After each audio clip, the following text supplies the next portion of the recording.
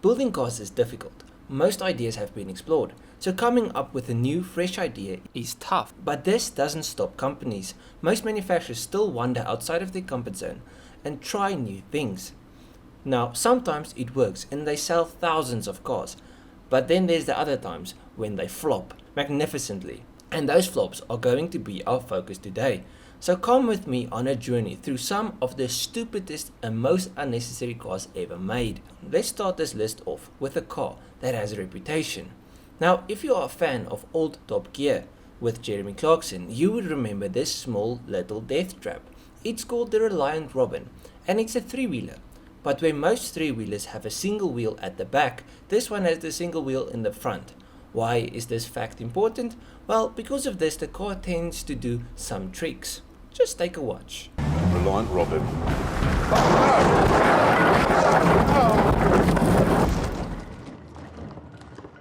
Oh no. On to Suzuki. So Suzuki makes some cool mini off-roaders. I mean, I love the Jimny, and I even love the old SJ410. But you see, in 1995, Suzuki had the bright idea to build a compact SUV, but with only 2 doors and seating for just 2 people. They added a T-top and then fitted it with a gutless 1600 engine, and boom, you have an SUV without the sport or the utility. So it's just a V, so a vehicle. And I do think this is the best way to describe the thing. Onto a supercar, sort of. This is the HalfState Turbo, which was a kit car that Mario Hofstadter built. Now, he built the car as his countermeasure to strict government restrictions on vehicle imports that were put in place in his native Brazil. Now, looks are subjective, but personally I think this thing is ugly. But that's not why it's on the list. The engine is. You see, this supercar has a very underwhelming engine. It was powered by a 2-liter VW engine that produced a whopping 210 horsepower, which meant that this 90 supercar reached 60 in about 9 seconds, so slower than an MK1 Golf GTI. Now, for the next one, you need to be prepared. This is one interesting car, and I'm pretty sure nobody that watches this video will have known of the car prior to the video. This is the Panther VI. I'm guessing you can figure out why it's called the 6. Now, this thing was powered by a massive 8.2-liter V8 twin-turbo motor that pushed out 600 horsepower back in 1977. Some truly impressive numbers. But the car never took off, mostly because there's only 2 of them that were ever produced. On to the next car, and yet another Top Gear favorite, the Riva Gwiz. At first glance, the Gwiz might look like a competitor for the Smart, but no. Yes, it's small, but that's where the similarities stop. The cheap-built battery-powered car is truly shit.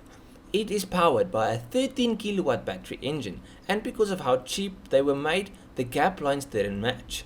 And on some vehicles the gaps are so big that rain can get into the car. And if that isn't bad enough, many vehicles have reportedly been sold with mismatching color panels. Now, back in 2009, this little car instilled fear in every petrolhead because you had thousands of people believing this shit would be the future of motoring. Luckily, it failed. Don't get me wrong, I know big petrol engines aren't the future, but the future with a 13 kilowatt battery powered car sounds grim. So with the next car, I don't have a lot to say. But here, let's try something. I'm going to show you a picture of a car for 3 seconds.